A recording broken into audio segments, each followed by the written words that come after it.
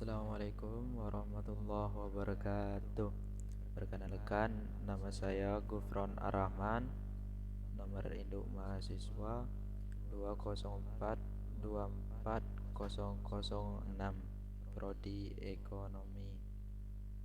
Baiklah, saya di sini akan mempresentasikan sebuah PowerPoint yang berjudul Politik Hukum Perekonomian berdasarkan Pasal 33 Undang-Undang 1945. Konstitusi memang dialektakan menjadi jembatan antara rakyat dan negara. Di dalam UUD 1945, konteks hubungan antara rakyat dan negara salah satunya terdapat pada pasal 33 UUD 1945 yang berbunyi, perekonomian disusun sebagai usaha bersama berdasar asas kekeluargaan. Cabang-cabang produksi yang penting bagi negara yang menguasai hajat hidup orang banyak dikuasai oleh negara. Bumi dan air dan kekayaan alam yang terkandung di dalamnya dikuasai oleh negara dan dipergunakan untuk sebesar-besar kemakmuran rakyat. 4. Perekonomian nasional diselenggarakan berdasar atas demokrasi ekonomi dengan prinsip kebersamaan, efisiensi, keseimbangan, kemajuan, dan kesatuan ekonomi nasional. 5. Ketentuan lebih lanjut mengenai pelaksanaan pasal ini diatur dalam Undang-Undang Pasal 33 Undang-Undang 1945 hasil amandemen yang terdiri dari 5 ayat.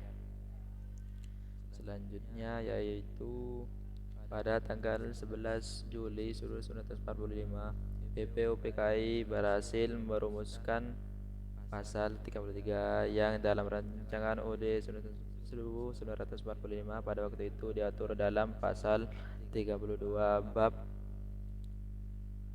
8 tentang kesejahteraan sosial, yang mana asas tersebut berbunyi: 1.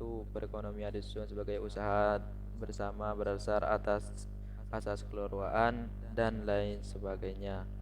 Selanjutnya yaitu dalam pelaksanaannya, realita dari pasal 33 Undang-Undang 1945 mengalami dinamika pada masa pemerintahan Presiden Soekarno sebagai dampak dari revolusi fisik dan belum pulihnya infrastruktur pasca perang.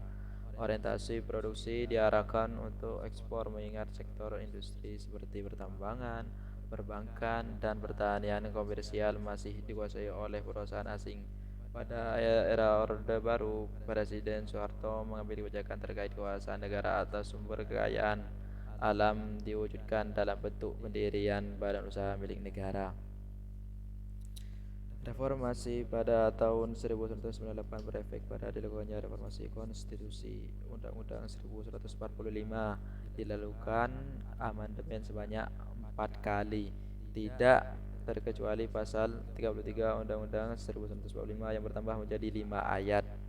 Perubahan terhadap pasal tersebut dilakukan pada tanggal 19 Agustus 2002. MPR berhasil mempertahankan 3 pasal asli dari Undang-Undang 1945 sebelum amandemen. Yang menjadi perdebatan sengit waktu itu adalah perdebatan pada para pemikir ekonomi terkait asas kekeluargaan dan prinsip efisiensi. Ada juga perdebatan terkait asas kekeluargaan yang hendak diubah menjadi asas kebersamaan yang lebih berorientasi pasar. Menurut Jimli Aziz Dike, asas keluarga menekankan pentingnya kerjasama dan prinsip efisiensi menekankan pentingnya persaingan merupakan keniscayaan dalam kehidupan masyarakat. Ditambahkannya, apabila yang diutamakan hanya kerjasama saja tanpa persaingan terpecah oleh kebersamaan yang dapat berkembang menjadi kolektivisme yang dipaksa sehingga terbentuk sistem yang otoriter.